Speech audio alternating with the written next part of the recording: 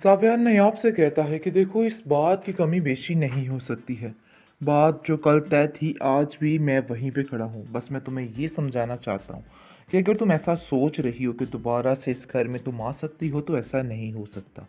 चाहे वो हैदर के लिए हो या कुछ भी। देखो नायाब, तुम ये ज़हन में अपने बिठा के रख लेना कि तानिया तुमसे ज़्यादा उसका अच्छा ख्याल रख लेती है। और शायद इस चीज़ की तुम्हें बिल्कुल भी समझ नहीं आ रही है।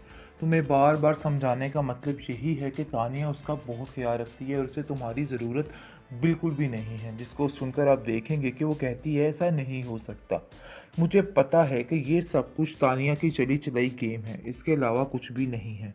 लेकिन कहाँ कोई सुनने को तैयार है उसकी बात। हर कोई उसको गलत ही कह रहा है। यहाँ तक उसके घर वाले भी उसको जलील और रुस्वा करते रहते हैं और उसको समझ ही नहीं आ रही कि आखिर वो क्या करे। लेकिन वो ये बात ठान चुकी है कि वो खुद अपनी जंग लड़ेगी और किसी से उसे कुछ भी कहने की ज़रूरत नहीं है। और वो तानिया से कहती है कि देखो तानिया, तुम बिल्कुल भी ठीक नहीं कर रही, तुम्हें ऐसा नहीं करना चाहिए। ये बात बिल्कुल गलत है क्योंकि तुमने मेरे बेटे को मुझसे छीना है। इस बात की माफ़ी तो तुम्हें कभी नहीं मिलेगी, क्योंकि वो बेचारी बहुत परेशान और अकेली हो चुकी है। सिवाय दादी के उसका कोई भी साथ देने को तैयार नहीं और जुनैद को भी ऐसे जैसे इन लोगों ने गायब ही करके रख दिया है। इसलिए वो परेशान होकर कह रही है कि उसको अब खुद ही अपनी जंग लड़नी है, सब कुछ खुद ही करना है। इसलिए आप देखेंगे कि बहुत जल्द वो नौकरी की तलाश में बाहर निकल जाएगी और कहेगी कि नहीं, मैं अब अपने पैरों पे खुद खड़े होना चाहती हूँ। बस ये बात तो तय है, क्योंकि अब क्या कहते हैं, मैं ऐसा नहीं कर सकती, किसी के भरोसे पे नहीं रह सकती हूँ। और बात तो ये है कि अब जो बात ठान ली है वो करके ही रहना है। और आप देखेंगे कि नयाब की दादी उसको काफ़ी तसल्ली दे रही है और उसको कह रही है कि नहीं नयाब, तुम हिम्मत नहीं हारोगी, तुम्हें ये बात करके ही रहनी है। मैं तुम्हारे साथ खड़ी हूँ, इसलिए किसी से डरने की कोई भी ज़रूरत नहीं है। ये लोग चाहे जितनी मर्जी प्लानिंग कर ले, तुम इन सब बातों को लेके परेशान मत हो। है लेकिन जी तंग आ चुके हैं नेहाब के घर वाले। नेहाब की भाभी उसको सारा दिन ऐसी दो टोक बातें सुनाती है कि वो परेशान हो जाती है और रोती रुलाती है कि आखिर मेरे साथ क्या हो रहा है, कब तक मेरे साथ ऐसा ही होता रहेगा। तंग आ चुकी है बेचारी रोज़ की चिक चिक से और इन बातों से। लेकिन उसकी भाभी जान के ताने ख़त्म होने का नाम ही नहीं ले रहे हैं। लेकिन दूसरी तरफ जमीला भी शायद बेवकूफ़ बनाने की कोशिश कर रही है इस निगार को, और निगाह इसको नायाब को, और नायाब को तसल्लियाँ दे रही है कि आप फ़िक्र मत करें जी, हमें कुछ भी करके हैदर को आपसे मिलवाना ही है। लेकिन दूसरी तरफ तानिया का साथ भी दे रही है। इसकी दोगलेपन की बिल्कुल समझ नहीं आ रही है। लेकिन नायाब को तबाह करने में इस जमीला का बहुत बड़ा किरदार था और इसने अपनी पूरी पूरी कोशिश की है कि नयाब का घर जो है ख़राब हो जाए। लेकिन दूसरी तरफ नयाब की दादी काफ़ी परेशान है उसके लिए और कहती है कि नयाब, ऐसा कोई भी कदम ना उठाना जिससे कोई भी मसला बन चुके। लेकिन मैं चाहती हूँ कि तुम अपने घर में खैर खैरियत से जाओ और आबाद रहो। जिस पर आप देखेंगे कि वो अपनी दादी से कहती है कि मुझे अब तो कुछ ऐसा होता हुआ नज़र नहीं आता है, क्योंकि मैं जानती हूँ कि मैं ज़ावियर के दिल से उतर चुकी हूँ, इसलिए ऐसा कुछ भी नहीं होगा। लेकिन उसकी दादी कहती है कि तुम फ़िक्र मत करो, देखो कुछ भी हो सकता है होने को, परेशान होने की कोई भी ज़रूरत नहीं है। बिल्कुल परेशान मत हो और इन चीज़ों की टेंशन मत लो। ज़ावियर दूसरी तरफ देख देख के काफ़ी ज़्यादा खुश हो रहा है तानिया को, और उसके ज़हन में ये बात बैठ चुकी है कि तानिया उसके बेटे का बहुत अच्छे तरीके से ख्याल रख रही है और उसके अलावा कोई भी उसका ख्याल नहीं रख सकता है। तानिया मकार की मकारियाँ हद से ज़्यादा बढ़ती जा रही हैं, लेकिन फिर भी इस ड्रामे का एंड नहीं हो रहा है। काफ़ी ज़्यादा टेंशन बन चुकी है।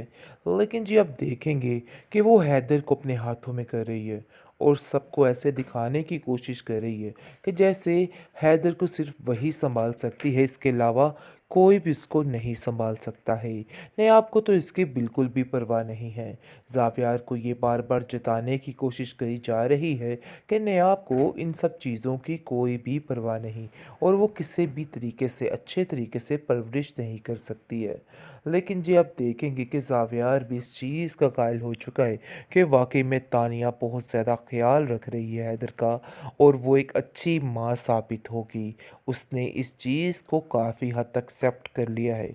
जैसा कि उसके घर वाले यानी कि निकार और उसका शोहर ये सारे मामलात देख रहे होते हैं। तो गज़नफ़र भी अपनी बीवी से कह देता है कि मुझे ऐसा लग रहा है कि तानिया से बेस्ट लड़की इस घर के लिए कोई भी नहीं। बस बहुत जल्द हम ज़ावेर की शादी तानिया के साथ कर देंगे। फिर देखना सारा मामला ठीक हो जाएगा। लेकिन निगार को भी एक बात की टेंशन है और वो सोच रही है कि ऐसा करने से जुनैद हमेशा के लिए उससे दूर हो जाएगा और पता नहीं ज़ावियार ये बात मानने के लिए तैयार होगा भी कि नहीं, क्योंकि वो जानता है कि जुनैद ने किस तरीके से इस लड़की को पीछे किया था। लेकिन निगार कहती है कि मुझे इस बात की समझ नहीं आ रही कि हम लोग जो कुछ करना चाह रहे हैं, क्या ये ठीक है या गलत है, क्योंकि मुझे नहीं लगता है कि इसमें कुछ भी ठीक है, क्योंकि बहुत जल्द हमें नयाब का पीछा छुड़वाना है ज़ावियार से। लेकिन इसका मतलब ये हरगिज़ नहीं है कि तानिया इस घर में आएगी, क्योंकि कहीं न कहीं उसको जुनैद का ख़्याल है और वो जुनैद के लिए बहुत कुछ करना चाहती है। लेकिन जी तंग आ चुके हैं नेहाब के घर वाले। नेहाब की भाभी उसको सारा दिन ऐसी दो टोक बातें सुनाती है कि वो परेशान हो जाती है और रोती रुलाती है कि आखिर मेरे साथ क्या हो रहा है, कब तक मेरे साथ ऐसा ही होता रहेगा। तंग आ चुकी है बेचारी रोज़ की चिक चिक से और इन बातों से।